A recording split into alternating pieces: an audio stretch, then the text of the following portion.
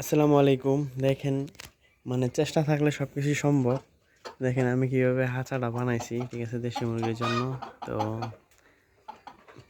এখানে আপনার ছয়টা খুব ছয়টা খুবই আপনার তিনটা করে মুরগি ঢুকাইলো আপনার 18টা মুরগি ঢুকবে একটু জায়গার মধ্যে, যেখানে জায়গা একটু অল্প।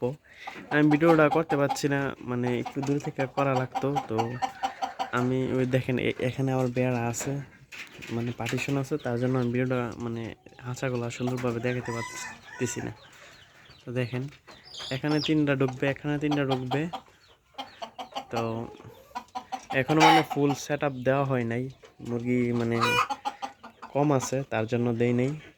এখানে তিনটা ফুল আছে, কিন্তু এখানে দুইটা, আর ওইখানে দুইটা, ওইখানে একটা, নিচে আছে ওইখানে একটা, আর ওইখানে আছে ফার্মি দুইটা।